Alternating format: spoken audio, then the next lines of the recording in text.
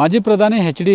ದೇವೇಗೌಡರ ಧರ್ಮಪತ್ನಿ ಚೆನ್ನಮ್ಮರವರು ವಿಧಿವಶರಾಗಿದ್ದಾರೆ. ಹಾಗಾಗಿ ಅವರ ಹುಟ್ಟೂರು ಮುತ್ತಿಗೆಹಿರೇಹಳ್ಳಿ, ಹಾಸನ ತಾಲೂಕಿನ ಬರ್ತಕ್ಕಂತಹ ಮುತ್ತಿಗೆಹಿರೇಹಳ್ಳಿಯಲ್ಲಿ ನಿಜವಾಗ್ಲೂ ನೀರವ್ ಮೌನ ಮನೆ ಮಾಡಿದೆ.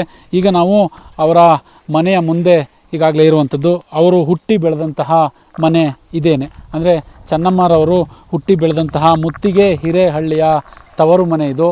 ಇಲ್ಲಿ ಸಾಕಷ್ಟು ಅಣ್ಣ ತಮ್ಮಂದಿರ ಜೊತೆಗೆ ಅಕ್ಕ ತಂಗಿಯರ ಜೊತೆ, ತಂದೆ ತಾಯಿಯವರ ಜೊತೆ ಬೆಳೆದಂತಹ ಮನೆಯನ್ನು ನಾವೀಗಾಗಲೇ ನೋಡ್ತಾ ಇರ್ಬೋದು. ಆ ಮನೆ ಮುಂದೆ ನೀರವ್ ಮೌನ ಈಗಾಗಲೇ ಮನೆ ಮಾಡಿರುವಂಥದ್ದು.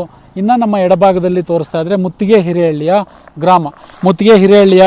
ಗ್ರಾಮವನ್ನು ಕೂಡ ಈಗಾಗಲೇ ನೋಡ್ತಾ ಇದ್ವಿ. ಅವರು ಕಟ್ಟಿಸಿದಂತಹ ಸರ್ಕಾರಿ ಶಾಲೆ, ಇಲ್ಲಿ ಅವರ ಸಂಬಂಧಿಕರು ಕೂಡ ಹೇಳ್ತಾ ಇದ್ರು, ಮುತ್ತಿಗೆಹಿರೇಹಳ್ಳಿಯಲ್ಲಿ ಸರ್ಕಾರಿ ಶಾಲೆಯನ್ನು ಕಟ್ಟಿಸಿದ್ದಾರೆ ಚೆನ್ನಮ್ಮರವರು ಅನ್ನುವ ಮಾಹಿತಿಯನ್ನು ಕೊಡ್ತಾ ಇದ್ರು. ನಮ್ಮ ಜೊತೆಗೆ ಇಲ್ಲಿನ ಗ್ರಾಮಸ್ಥರು, ಅಂದರೆ ಗ್ರಾಮಸ್ಥರು ಬೈ ಮೀನ್ಸ್ ಅವರ ಸಂಬಂಧಿಕರು ಸುಂದರ್ ರಾಜು, ಚೆನ್ನಮ್ಮರವರ ಅಣ್ಣನ ಮಗ ಅಂತ ಹೇಳ್ತಾ ಇದ್ರು ಇವರು. ನಮ್ಮ ಜೊತೆಗಿದ್ದಾರೆ ಸುಂದರರಾಜ್ ಅವರೇ, ಇವತ್ತು ನಿಮ್ಮ ನಿಜವಾಗ್ಲೂ ಒಂದು ರೀತಿ ಇದು ಕೇಳಲಿಕ್ಕೆ ಅರ್ಗಿಸ್ಕೊಳ್ಳೋದಕ್ಕೆ ಆಗೋದಿಲ್ಲ.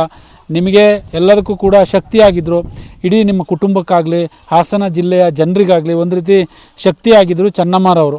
ದೇವೇಗೌಡರನ್ನ ಮಾತನಾಡಿಸ್ಲಿಕ್ಕೆ ಆಗಲ್ಲ ಅಂತ ಅಂದರೆ ಚೆನ್ನಮ್ಮನ ಕೈಲಿ ಹೋಗಿ ಮಾತನಾಡಿಸಿದ್ರೆ ಸಾಕು ಕೆಲಸಗಳು ಆಗ್ತಾ ಇದ್ದ ಅನ್ನುವ ಭಾವನೆಗಳು ಹಾಸನ ಜಿಲ್ಲೆಯ ಜನರಲ್ಲಿತ್ತು. ಏನು ಹೇಳ್ತೀರಾ? ಹೌದು ಸರ್, ಈಗ ನಾವು ಏನಾದ್ರು ಅಕಸ್ಮಾತ್ ಗೌಡ್ರ ಹತ್ರ ಹೋಗಿ ನೇರವಾಗಿ ಮಾತಾಡೋಕ್ಕಾಗ್ತಿರಲಿಲ್ಲ.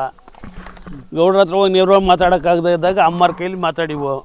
ಅಮ್ಮರು ಗೌಡ್ರ ಹತ್ರ ಕರ್ಕೊಂಡು ಹೋಗ್ಬಿಟ್ಟು ನಮ್ಮನ್ನು ಮಾತಾಡ್ಸೋರು. ನಾವು ಏನು ಬೇಕೋ ಅವ್ರು ಗೌಡ್ರ ಹತ್ರ ಮಾತಾಡಿವೋ ಅದೇನೋ ಇದು ಮಾಡಿಕೊಡೋಲ್ಲ. ನಮಗೇನಿದ್ದಾಗ ಅಮ್ಮರು ಇದ್ದಾಗ ನಮಗೆಲ್ಲನೂ ವ್ಯವಸ್ಥೆ ಮಾಡಿಕೊಡೋರು ಸರ್. ಇವತ್ತು ನಮಗೆ ಏನು ಅಂತ ಇದೇ ಇಲ್ಲ, ಹಂಗೆ ಹೋಗ್ಬಿಟ್ಟೈತೆ ನಮ್ಮ ಪರಿಸ್ಥಿತಿ, ಭಾರಿ ಇದಾಗ್ಬಿಟ್ಟೈತೆ ಸರ್. ಈಗ ನೀವು ಅವರಿಗೆ ಚೆನ್ನಮ್ಮರವ್ರಿಗೆ ಏನಾಗಬೇಕು? ನಾವು ಅವ್ರ ಅಣ್ಣನ ಮಗ ಅಳಿಯ ಆಗ್ಬೇಕು. ಸುಂದರರಾಜನ? ಹೌದು ಸರ್. ಹೇಗೆ ಇರ್ತಾ ಇದ್ರು ನಿಮ್ಮ ಜೊತೆಗೆಲ್ಲ? ಹೇಗಿದ್ರು? ಎಲ್ಲ ಭಾರಿ ಚೆನ್ನಾಗಿ ಇದು ಮಾಡ್ತಿದ್ರು ಸರ್.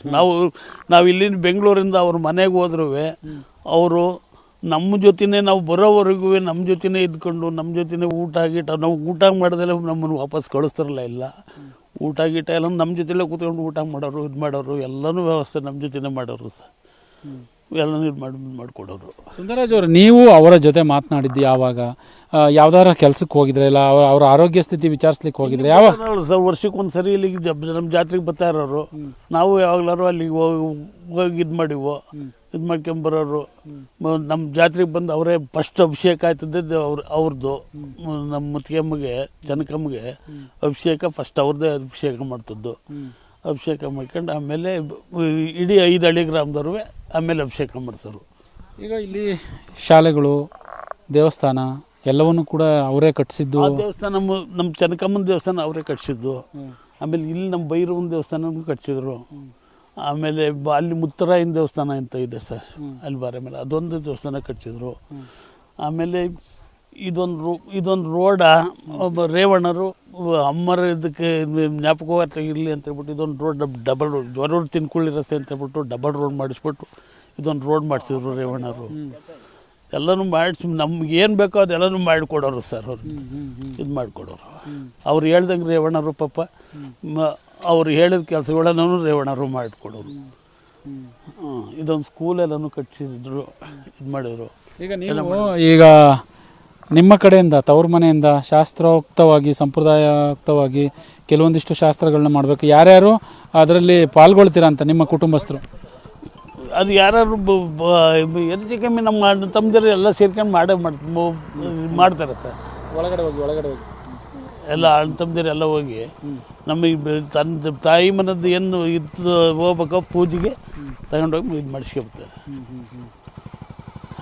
ನೋಡಿ, ಈಗ ಮಾತನಾಡ್ತಾ ಒಂದು ಅಧಿಕೃತವಾದಂತಹ ಮಾಹಿತಿಯನ್ನು ಸುಂದರರಾಜ್ ಅವರು ಕೊಟ್ಟಿರುವಂಥದ್ದು ಏನಂದರೆ, ಅಮ್ಮನಿಗಾಗಿ ಈ ರಸ್ತೆಯನ್ನು ಮಾಡಿಸಿದ್ರು ಎಚ್.ಡಿ. ರೇವಣ್ಣ ಅನ್ನುವ ಮಾತನ್ನು ಹೇಳ್ತಾ ಇದ್ರು. ಇದೇ ರಸ್ತೆಯನ್ನು ಅಮ್ಮನಿಗೋಸ್ಕರ, ಅಂದರೆ ಮೊಸಳೆ ಹೊಸಳ್ಳಿ ಟು ಗೊರೂರು ಗೊರೂರಿನವರೆಗೂ ಈ ರಸ್ತೆಯನ್ನು ಅಮ್ಮನಿಗಾಗಿ ರೇವಣ್ಣ ಮಾಡಿಸಿದ್ರು. ಅಮ್ಮನ ಬಗ್ಗೆ ಸಾಕಷ್ಟು ಪ್ರೀತಿಯನ್ನು ಕೂಡ ರೇವಣ್ಣ ಇಟ್ಕೊಂಡಿದ್ರು.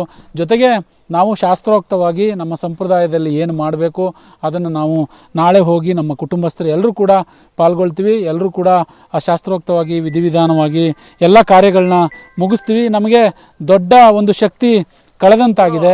ನಾವು ದೇವೇಗೌಡರನ್ನ ಮಾತನಾಡಿಸ್ಲಿಕ್ಕೆ ಸಾಧ್ಯವಾಗ್ತಾ ಇರಲಿಲ್ಲ. ಅಂಥ ಸಂದರ್ಭದಲ್ಲಿ ನಮಗೆಲ್ಲೋ ಒಂದು ಕಡೆ ಒಂದು ಶಕ್ತಿ ಕಳೆದು ಹೋಗಿದೆ ಅನ್ನುವ ಮಾಹಿತಿಯನ್ನು ಹಂಚಿಕೊಂಡ್ರು. ಕ್ಯಾಮ್ರಾ ಪರ್ಸನ್ ಕಿಶೋರ್ ಜೊತೆ ಪ್ರಕಾಶ್ TV5 ಮುತ್ತಿಗೆ ಹಿರೇಹಳ್ಳಿ.